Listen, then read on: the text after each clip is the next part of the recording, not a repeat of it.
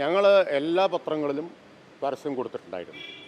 2 പത്രങ്ങളുടെ പരസ്യം മാത്രം ഒരു പ്രധാന വിഷയമാവുന്നത് എന്തുകൊണ്ടാണെന്നറിയില്ല. മലയാളത്തിലെ പ്രധാനപ്പെട്ട ഇംഗ്ലീഷിലെയും പ്രധാനപ്പെട്ട പത്രങ്ങൾക്കെല്ലാം പരസ്യം കൊടുത്തിട്ടുണ്ടെന്നാണ് ഞാൻ മനസ്സിലാക്കുന്നത്. പക്ഷേ ഇത് കാഫിർ പരാമർശം സ്ക്രീൻഷോട്ടിന് സമാനമെന്നൊക്കെയാണ് കോൺഗ്രസിൻ്റെ നേതാക്കളുടെ ആരോപണം. പരാജയഭീതി, പാലക്കാട്ട് പരാജയം ഉറപ്പായി കഴിഞ്ഞപ്പോൾ പിന്നെ അവസാന തടവ് പ്രയോഗിക്കുകയാണ്. അപ്പോൾ ഒരു കാര്യം ഉറപ്പായി, കോൺഗ്രസ് പരാജയം സമ്മതിച്ചിരിക്കുന്നു.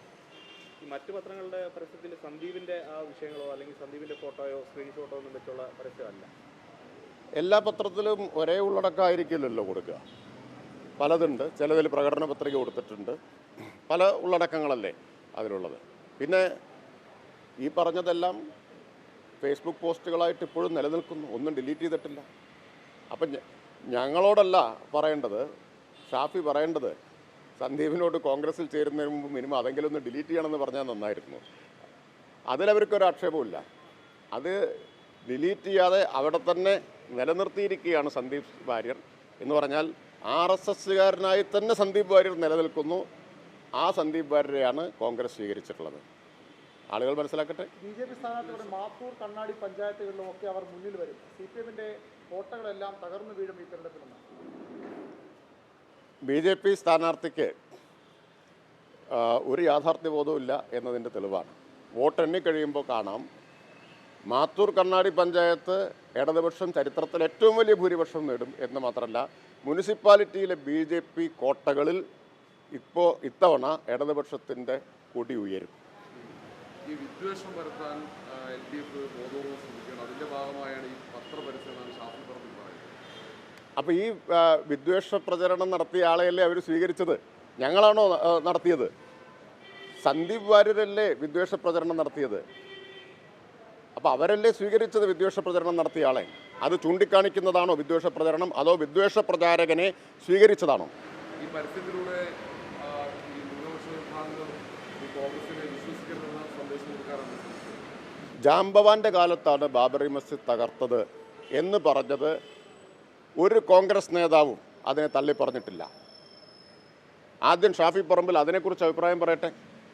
ജാംബവാന്റെ കാലത്താണ് ബാബറി മസ്ജിദ് തകർത്തത് എന്നതാണോ എന്ന അഭിപ്രായം തന്നെയല്ലേ ഷാഫി പറമ്പിലിനും? അതുകൊണ്ടല്ലേ മിണ്ടാത്തത്. ഇപ്പം നിങ്ങൾ ആരെങ്കിലും ചോദിച്ചോ എന്ന് എനിക്ക് അറിഞ്ഞുകൂടാ. ആരെങ്കിലും ചോദിച്ചോ? ഞാൻ പറയുന്നു, ബാബറി മസ്ജിദ് തകർത്തത് ജാംബവാനല്ല, നരസിംഹറാവുവാണ്.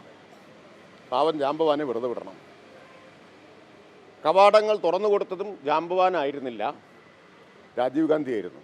ശിലാന്യാസം അനുവദിച്ചതും അതിലും ജാംബവാൻ ഒരു പങ്കുമില്ല, രാജീവ് ഗാന്ധിക്കാണ് പങ്ക്. അതുകൊണ്ട് ജാംബവാനെ വെറുതെ വിടുക.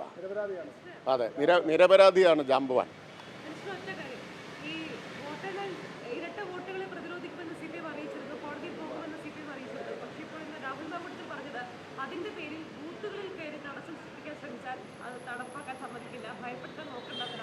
അപ്പോൾ ഇരട്ട വോട്ട്, കള്ളവോട്ട് ചേർത്തത് ആരാണെന്ന് ഇപ്പോൾ മനസ്സിലായില്ല എല്ലാവർക്കും? ഇപ്പോൾ വ്യക്തമായല്ലോ. ഇപ്പോൾ പൂച്ച പുറത്ത് ചാടിയല്ലോ. ആരാണ് കള്ളവോട്ട് ചേർത്തത് എന്നും കള്ളവോട്ടിൻ്റെ ഗുണഭോക്താവ് ആരാണ് എന്നും ഇപ്പോൾ പുറത്ത് ചാടി. വ്യാജ കാർഡുണ്ടാക്കി അതേ വിദ്വാൻമാരാണ് കള്ളവോട്ടും ചേർത്തിട്ടുള്ളത്. അപ്പോൾ അവർക്ക് കുറച്ച് പ്രയാസമുണ്ടാവും. ഒരു കള്ളവോട്ടും ചെയ്യാൻ അനുവദിക്കില്ല. അത് ഞങ്ങളുടെ ജനാധിപത്യപരമായ ഉത്തരവാദിത്വമാണ്. തെരഞ്ഞെടുപ്പ് കള്ളവോട്ടിലൂടെ അട്ടിമറിക്കാനുള്ള നീക്കത്തെ തടയുക. നിയമാനുസൃതമായി അതിൽ ചെയ്യാവുന്ന അങ്ങേയറ്റം ഞങ്ങൾ ചെയ്തിരിക്കും. നിയമാനുസൃതമായി ചെയ്യാവുന്ന അങ്ങേയറ്റം ഞങ്ങൾ ചെയ്തിരിക്കും. നിയമാനുസൃതമായിട്ട് അത് തടയാൻ ബൂത്തിലും മാർഗമുണ്ട്.